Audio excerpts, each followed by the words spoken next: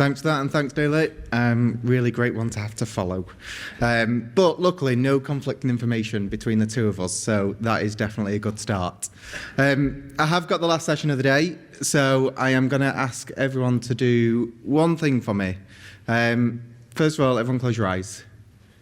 And I want you to take 3 breaths, so really big in through your nose, out through your mouth 3 times, and you will all wake yourselves up. Perfect. So, talking about leadership, hands up, who is a manager? Most of the room. Anyone not? Okay. Difference between you? None. You can all be leaders. Yeah. Management and leadership are 2 very different things. And actually how we're seen internally in our businesses, whether you're a manager or not, we are looked to as leaders in organisations, in recruitment. So, what we're going to talk about today, couple of different bits, all there up on the screen. What order I go in, I've got no idea. My ramblings can take me on, so I will try and keep myself on track. And there is a point to the stories. I think that is one thing I will say. Before I go any further, so my name's Alex Kelly, as you know. I have led recruitment teams of up to 100 people. I've done a PG Cert in Business and Leadership, CIPD Level 7. Apparently that qualifies me to talk to you about authentic leadership. And in all honesty, it doesn't. I've got my own experience, my own stories, and that's what I'm going to be sharing with you today. Now, you will see at the bottom of each slide, there is a reflection. So on this one, do you want to be a better leader? I'm sure the answer to that for everybody is yes. There is a point to these. Please take note of them. Please write them down. This is a reflection for you. And hopefully, when we get to slide 10, and I ask some of you what I've asked, hint, you'll be able to use those, and this is going to be your takeaways from today. Before I get going, I've got a quick video for you that I want to share. This hopefully will work. The tech guys, I think, have got it sorted, so thank you very much. But it's all about a bit of wonder, and that's what I want you to do for me this afternoon now, is just have a little bit of this wonder. 5, you go to school, and school is fun because you make friends, but school is hard because they give you homework. And those things turn into a job. Maybe that job becomes a career someday, and before you know it, you've learned quite a few things. You've met quite a few people. Maybe you find someone or a group of people you want to spend your time with, and your life is looking pretty great, but it's looking pretty full. You see, one thing grown-ups are always good at is remembering to fill our calendars. And one thing we're terrible at is leaving enough room for wonder. But not you all. You're different, because you're watching a grown man play with a puzzle. And anyone who's willing to take that kind of approach to life is willing to be okay with not having it all figured out. And that's all I ask of you tonight. It's not going to take much effort, just a little shift in your perspective. But if you're willing to play, I promise you, it will be fun. But most importantly, you will find that in the midst of all that great stuff, it is still quite possible to leave yourself just enough room for wonder. Great little video, and I really love that in terms of thinking of ourselves, and actually we don't leave that space and enough time to think about our leadership, but also how we're impacting others, how we can improve. When was the last time anyone in the room actually put some time in their diary to think? We don't do it. And actually it's a really important part of leadership, and it's really important when we start thinking about our people. So a little bit of history for us. We'll all know this. 1930, what was the great man theory? That got outdated. Great man or woman theory, you're born to be a good leader.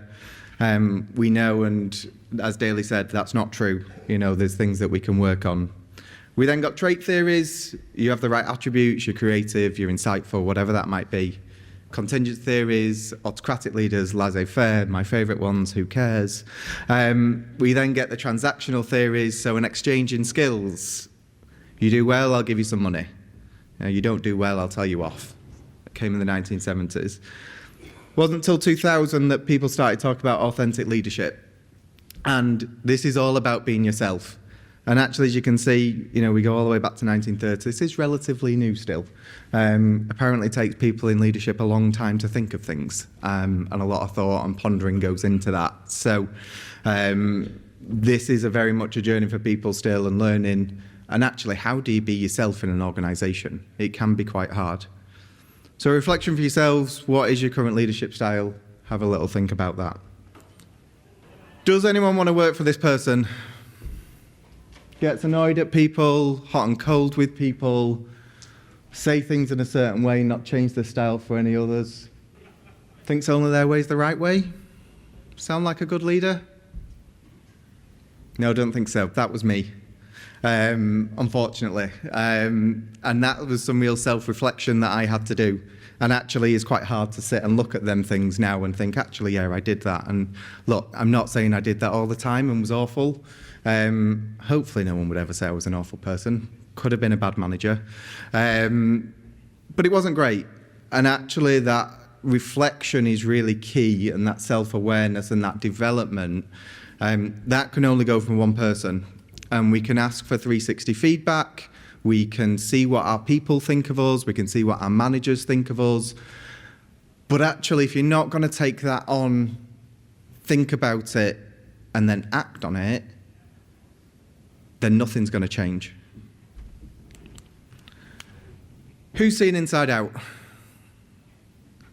Must be. Anyone who's not watched Inside Out, whether you've got kids or not, go home and watch it. It is a fab film. And actually a film that is used now. People growing up, we got Bambi as kind of our way of learning emotional skills and intelligence of just getting sad. But amazing film for kids, amazing film for adults, and taught me so much as I've been going on my own personal journey about who you are, what goes on in your head, personal values, all that kind of stuff. And it's really important to think about what are your core values. What's important to you? And I've put mine up on here because I did this exercise now a few years ago. Delivering results, people might think, oh, that's just a work thing. You've put that down as a value. Actually, it's really important to me, and that's in my life. You know, I thought, I've had times in my life where I've not had goals or things I wanted to do, and started doing that. So I set myself a task of going running 53 miles in a day. Yes, I am a lunatic. But I went and did it, go and buy a house, these different things. Actually, those results, not just in business and work and what I'm doing, in my life are really important. Mental health. I was diagnosed with bipolar 8 years ago. And for me, talking about that, being open about it is really important. And that's not just for me. I'm quite lucky, I think. I can stand up on stage and say to a load of strangers, I'm crazy. But that's not the point. Actually, what is important to people, you know, how do you get people to talk about their mental health? How can you open this up as a conversation? It's really hard to do, and that's really important to me. Knowledge. Didn't go to uni. Hated school. Didn't like education. And that was kind of something I took into my work life of, I don't need to learn, it's fine, I can just go on and do it. Actually, knowledge has become really important to me. I was just not learning the right things. You know, leadership, massively passionate about it, want to learn, will read different things, look at different things. I've done my CIPD, my PG Cert, things I never thought I would do, and actually now is all around how do I become a better person, what does that look like? I am caring, I care for my people, that is really important to me, and honesty as well are the things that are really there core to me. So what are your core values? Do you know what they are? And I think similar to what Daly said is, you know, go away and think about these things and actually write them down and get them on a piece of paper. Has anyone seen this before? One person, 2, 3, 4, fab. This is a really strange and pretty awful theory to talk about, and actually you might regret putting this on screen, who knows. But opens up a really random debate of what is right and wrong. And it was an English philosopher, I think she was called Philippa Jones, I think, if I remember rightly, might have that one wrong. But the theory is you are the person stood with the switch, the train is about to hit 5 people on its current route. Do you change its direction and kill only one person? Real dilemma to think about. What's right, wrong, you know, is that there? And actually, I think we find in our normal lives that decision of right and wrong is quite easy. But do you stick to that same thought process at work? Is your thought process of right or wrong changing, ultimately it comes back to the core values thought. Are you sticking what is right for you? I was once asked in my career to make a whole load of people permanent because it didn't matter if we lost the contract. In 12 months, we'll just make them redundant. Now, I stood really strong against doing that. It wasn't right. It didn't feel right to me. But actually, you've got to stick to those decisions, and that sometimes isn't easy. Nope, not got it wrong. Don't worry, you don't have to laugh. I did send my presentation through this morning, but doesn't mean that it wasn't what I wanted on there. Being honest. When was the last time you said to someone, I don't know? I went to a meeting recently, and we had a new boss, my boss's boss, talking about this big program of work that's gone on and how we're going to deliver it in the business, and we've been back and forth and questions, and went to this meeting and was sat there and we talked all day, still hadn't come up with a solution, and this leader gets up to talk. It's the first time I've met her, and I'm thinking, great, she's going to have the answer. So it's going to go really well. We're all going to be sorted. We're all going to be on the right path. And she stood up and she went, I don't know. And I was like, great, that's what you want from a leader, someone who doesn't know. I used to think that leaders had all the answers. And as a leader, you have to have all the answers. Your people come to you and go, something's on fire, what do I do? And kind of make it up on the spot, don't we? Like, let's be honest. You just go with your gut feeling, you see what's there. But actually being able to be honest and say, I do not know, is a lot more powerful. Doesn't mean that you're not going to work through it, doesn't mean you're not going to get to a solution, but we don't have to have all of the answers, and you don't have to have them all right there and then. Conscious and unconscious decisions. Does anyone go to bed at night and you just get in bed and you're like, I am so tired? And not physically, mentally exhausted from your day. On average, humans make 35,000 decisions in a day. That's one every 2 seconds, which is nuts. I actually didn't think that's what my brain could do. But actually, only 5% of those decisions are conscious. So that's 1,750 decisions you're making in a day that are conscious, and that's only 5% of those. But when it comes to our people, are we making unconscious decisions? Decisions that are going to impact people's lives, their jobs. We all work in recruitment. A decision you make could stop someone from getting a job for whatever reason. If we don't go out, we've talked about ED&I a lot today, and development of people. If we don't think, actually, can we go down that route? Rather than just unconsciously making that decision of, yes, Mr. Vacancy Holder, I know your job's urgent, let's go to that agency and get that role filled. Let's consciously make these decisions and actually step back and have a little time. So I've rambled on enough, and hopefully I'm at slide 10. So I'm hoping someone's thought of some of these questions that I've asked, because I can't remember what they were. I asked a couple. So the first one, do you want to be a good leader? The second one, what's your leadership style? Third one, I talked about how bad of a person I am. What was the question I asked you? Does anyone know? What are your core values? So the first pillar of authentic leadership, self-awareness. We have to be self-aware if you want to be an authentic leader. Second question after that? Second one, integrity. Are you sticking by your core values? Are you sticking by and doing what the things that are right for you are in your jobs and in your career? Third one, internalize moral perspective. Are you making the right decisions?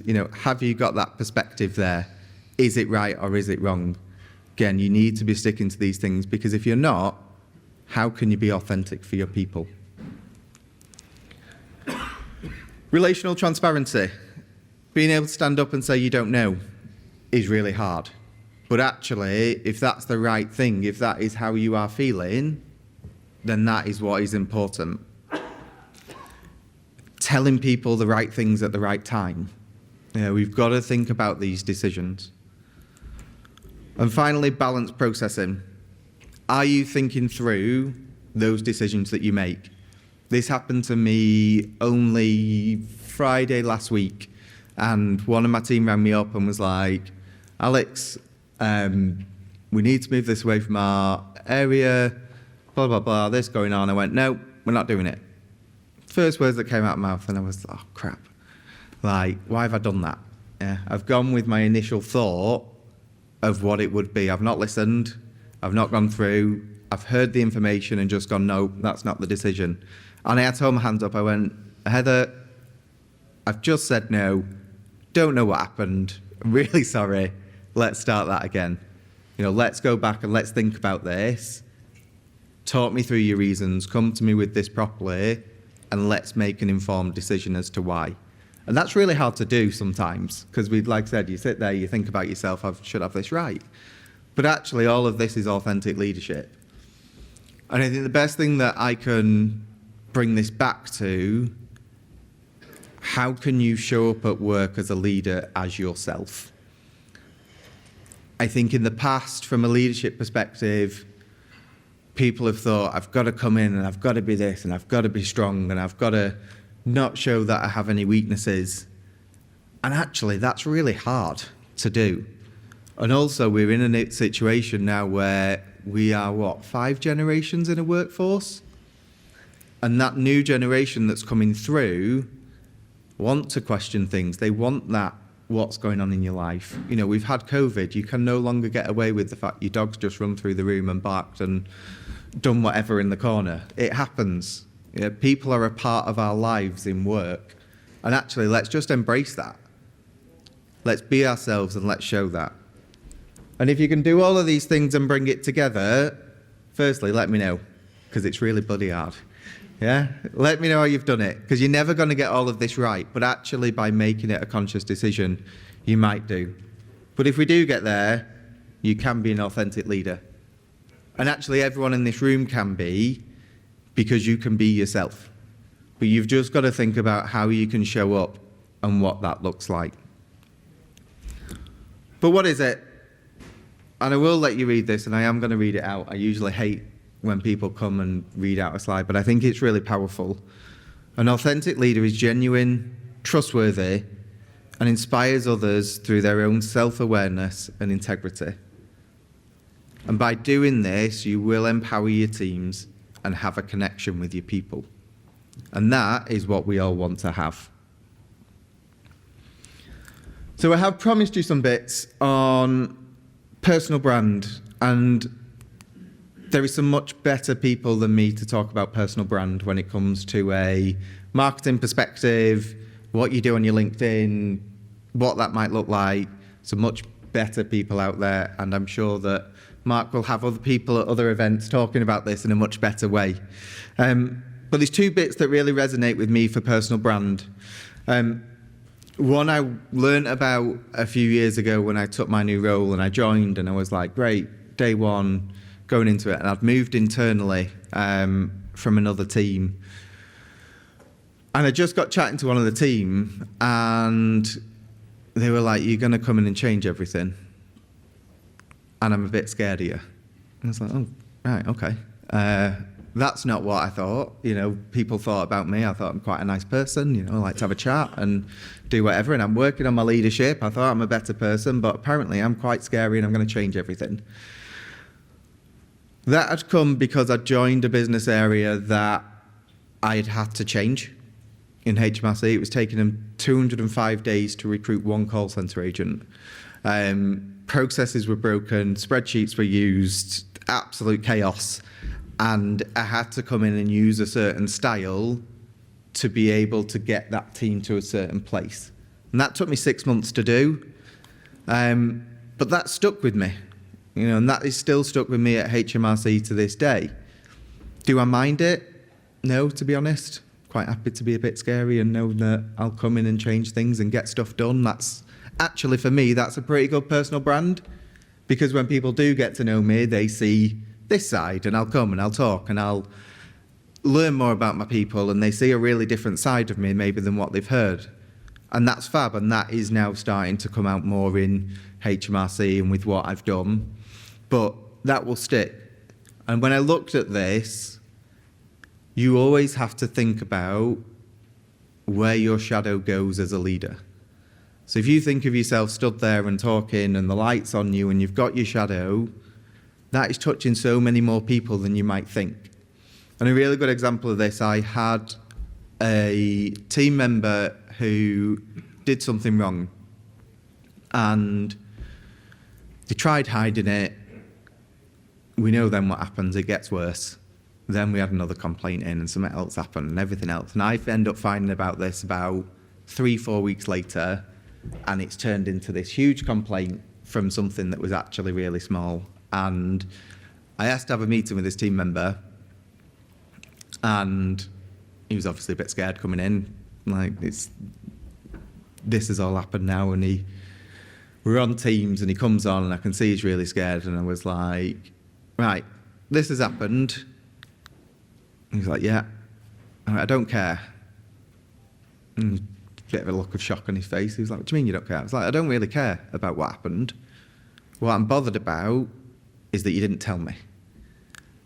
And that was the issue. And I didn't put that into him from a, why are you not telling me perspective. I turned that back on myself intrinsically and went, what have I created so that you felt like you could not come and talk to me?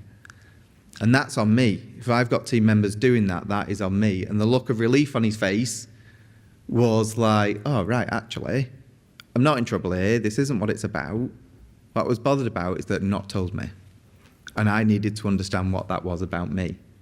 But that has also gone through and come with me into other areas of people will say things because they know that's important and they know that if something's gone wrong, I don't actually care. I'm bothered about it's how we fix it and that we do things right. And the last one, feelings over thoughts. You will always be judged on how you make people feel. You can say anything, you can do anything, doesn't matter. Wherever that comes back to, people will always remember forever how you made them feel. And all your interactions with your people you meet, what you do, people here today, will remember you for how you made them feel. And that's a really important question, I think, to ask yourself of you with your people, of how are you making them feel. So that is the end of my presentation. I know Mark is going to ask for feedback, and I would like to have a think about this. Please put in your feedback. What are you going to remember about the talk, me, and how did I make you feel? Thank you very much.